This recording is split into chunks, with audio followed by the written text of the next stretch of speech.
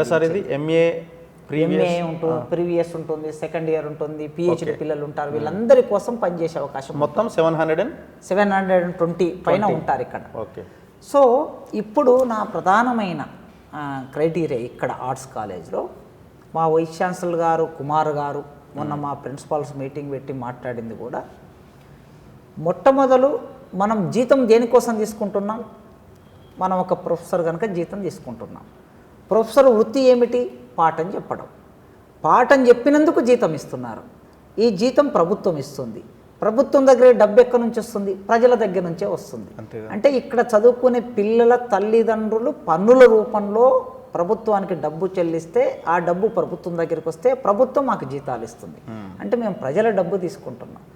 కనుక ప్రధానమైన లక్ష్యం యాజ్ ఏ ప్రిన్సిపాల్గా నేను చేయవలసింది, విద్యార్థులు రోజు హాస్టల్లో టిఫిన్ చేసి క్లాస్కు రావాలి.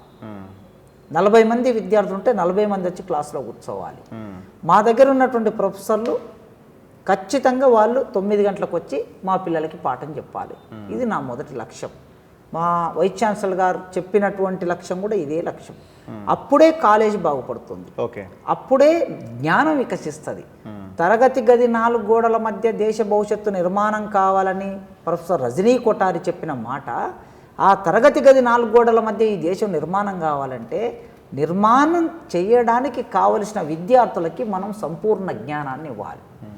ఎప్పుడైనా సరే ముఖత టీచింగ్, క్లాస్ రూమ్లో ఒక టీచర్ తన ఆంగిక అభినయం, తన శారీరక కదలికల ద్వారా చేతులు కదిలించటము, కన్నులు కదిలించటము, భావాలు వ్యక్తం చేయటము, నేరుగా విద్యార్థి ముఖంలోకి భావాలని ఇంజెక్ట్ చేయటము, జ్ఞానాన్ని ఇంజెక్ట్ చేయటం అనేది ఒక ఉత్తమమైన బోధనా పద్ధతి. ఎన్ని మిషన్లు వచ్చినా కూడా దీన్ని స్థానాన్ని రీప్లేస్ చేయలేవు. కనుక టీచరు ఇక్కడ వచ్చిన తెలుగు, ఇక్కడ ఆర్ట్స్ కాలేజ్ అంటే ఆర్ట్స్ అంటే కళలు అని అర్థం. ఇక్కడ కళలు అనేది ఏ అర్థంలో తీసుకున్నారు పూర్వీకులు పెద్దవాళ్ళు అంటే భాషా సాహిత్యము అని. తెలుగు డిపార్ట్మెంటు, సంస్కృతం department, Marathi, Kannada, Hindi, philosophy, English, linguistics, ఇవన్నీ లాంగ్వేజ్ అండ్ లిటరేచర్ డిపార్ట్మెంట్స్. కనుక వీటి కళలు అన్నారు. ఈ కళలతో పాటు సామాజిక శాస్త్రాలు కూడా ఉన్నాయి ఇక్కడ. చరిత్ర, పొలిటికల్ సైన్సు, ఎకనామిక్సు, హిస్టరీ లాంటి డిపార్ట్మెంట్స్ కూడా ఇక్కడ ఉన్నాయి. సో ఇవన్నీ కలిసి ఉన్నటువంటి కళాశాల ఇది. ఇవన్నీ కళలేమో మానసిక వికాసాన్ని, హృదయ వికాసాన్ని నేర్పుతాయి. ఒక సాహిత్యం చదువుకోవటం ద్వారా మంచి భాష వస్తుంది. సంస్కారవంతమైన భాష ద్వారా మంచి మాట మాట్లాడగలం, మంచి రాత రాయగలం. అది సాహిత్యం నేర్పిస్తుంది. సమాజాన్ని అర్థం చేసుకోవటం, రాజ్యాన్ని అర్థం చేసుకోవటం, సమాజంలో సమస్యల్ని అర్థం చేసుకోవటం, అది చరిత్ర, పొలిటికల్ సైన్సు, సోషియాలజీ లాంటి డిపార్ట్మెంట్ వాటిని అందిస్తాయి. ఈ రెండింటిని సమపాలలో మా టీచర్లు, మా ప్రొఫెసర్లు మా పిల్లలకు అందించాలని నేను కోరుకుంటున్నా. దానికోసం నేను పనిచేస్తాను. సో మీరు పని చేయడానికి రెడీ అవుతున్నారు, బాగుంది. నేను అంటున్నా ఆ బోర్డు చూసిన తర్వాత ఇది మీకు అతిపెద్ద ఒక సవాల్ కాబోతున్నదని నాకు అనిపిస్తున్నది. ఒకసారి కెమెరా అటు తిప్పు. టోటల్ డిపార్ట్మెంట్స్ 23, పిల్లలు 720 మంది, ప్రొఫెసర్లు ఎంతమంది ఉన్నారు ఒక్కసారి నాకు దయచేసి దాని గురించి ఒకసారి చెప్పండి సార్. అటు చూసి ఇక్కడ 19 మంది ప్రొఫెసర్లు ఉన్నారు. 19 మంది ఉన్నారు. ఎంతమంది ఉండాలి? పర్మనెంట్. తర్వాత అసోసియేట్ ప్రొఫెసర్లు 3 ఉన్నారు. అసిస్టెంట్ ప్రొఫెసర్లు 19 మంది ఉన్నారు. సార్ అసిస్టెంట్ కాంట్రాక్ట్ ప్రొఫెసర్లు 10 మంది ఉన్నారు. పార్ట్ టైం 26 మంది ఉన్నారు. ఓకే. అత్యధికంగా పార్ట్ టైమర్స్ ఉన్నారు 26. అంటే ఇక్కడ 10 మంది కాంట్రాక్టు, 26 మంది పార్ట్ టైం, అంటే 36 మంది వీళ్ళు రెగ్యులర్ కాదు.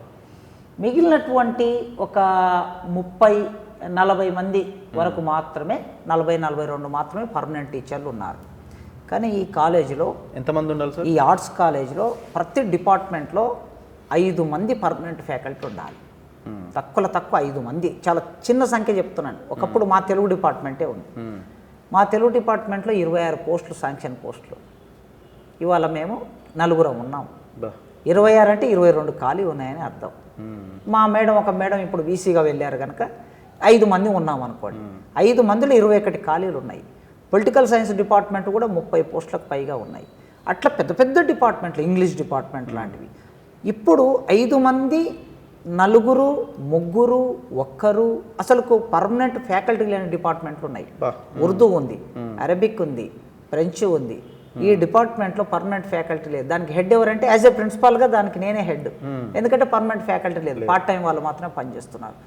కనుక ఇంతమంది పేద విద్యార్థులు వచ్చిన ఈ సందర్భంలో వాళ్ళకి నాణ్యమైన విద్య అందించాలంటే నాణ్యమైన పాఠం చెప్పే ప్రొఫెసర్ ఉండవలసింది. 120 మంది రెగ్యులర్ ప్రొఫెసర్లు ఉండాల్సిన దగ్గర 40 మంది ఉన్నారు. ఎస్, దగ్గర దగ్గర ఆల్మోస్ట్ 70% ఖాళీలే ఉన్నాయి. ఖాళీలు ఉన్నాయి. ఇదొక పెద్ద సవాల్.